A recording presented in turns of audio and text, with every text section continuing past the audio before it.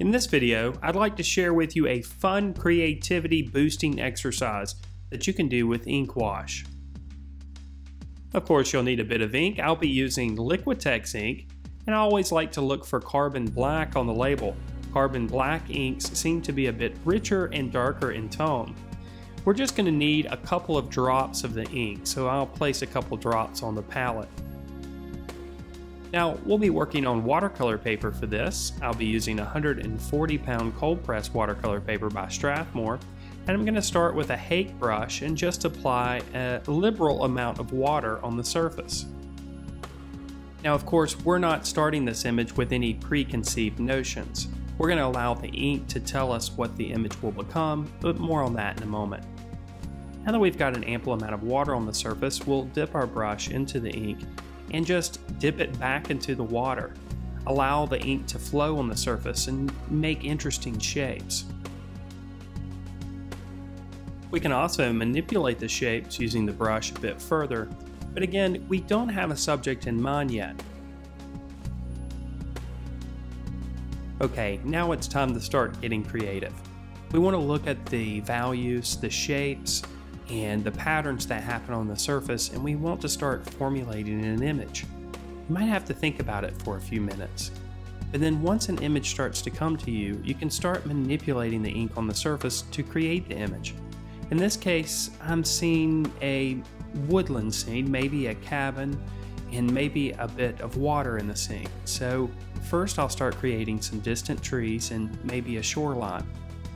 Now at this point the ink is still wet on the surface, so I'm just basically moving it around with the Hake brush.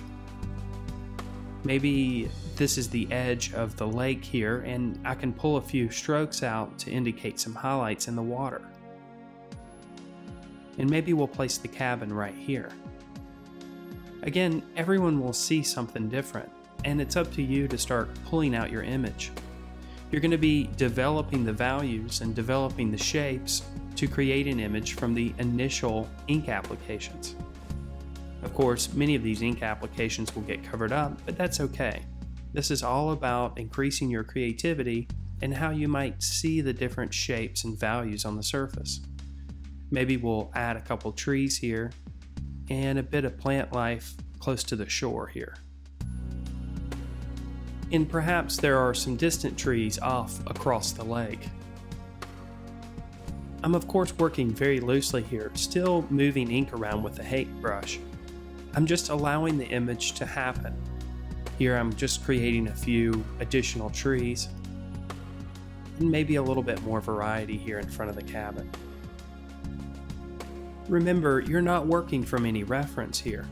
You're allowing the image to happen based on what the values and shapes tell you. So each layer of shapes and values that you apply are going to give you more ideas of what you can add to the scene. Here we can darken up the left side of the cabin to create somewhat of an indication of a light source. Okay, now I've switched over to a smaller round brush, and I'm going to start to develop a few of the details in the scene. Maybe there's a door in front of the cabin, and maybe we can darken up some of the shadows under the overhang of the building. Maybe there's some bushes and things behind the cabin. We can also darken up some of the values on the distant trees and add a bit more interest back there. Clearly, creativity is important for any artist, but you have to practice your creativity if you want to improve it.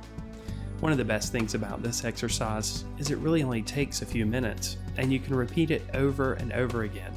And each time you place the ink on the surface, you'll see something different. And the more that you do it, the better at it you'll become.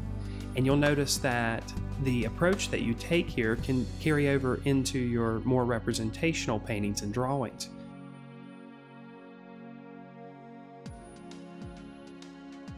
Now that our shoreline is starting to develop, I'm going to go ahead and add maybe a little small broken pier here. Again, I'm using the smaller round brush for this, and each application I apply, I'm using a little bit more ink and less water. Even then, the ink will dry a bit lighter, and you'll have to revisit areas to push the values darker.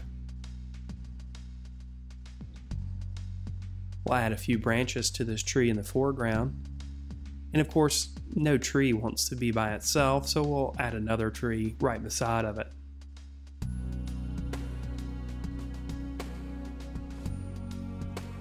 Maybe we'll add a couple of windows to the cabin here. Clearly, an added benefit to this exercise is that it forces you to be a bit looser with your marks. There's something to be said about loose brush strokes on the surface. And if you have trouble developing that looseness, this exercise will help you develop that. It'll help you see that it's okay to have marks that are a little bit less controlled. In fact, it adds to the image and makes it a bit more interesting.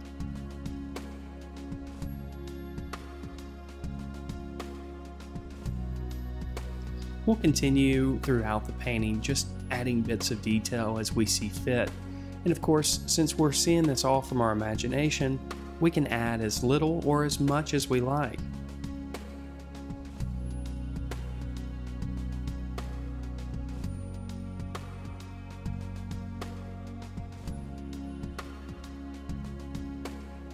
Maybe we'll darken the shoreline here a little closer to the viewer.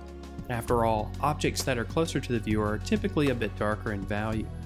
And again, we'll revisit some of those bushes and things behind the cabin. In total, this exercise took a little under 15 minutes to complete.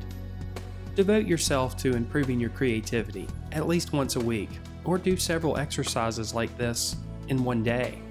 You'll see the results carry over in your representational drawings and paintings.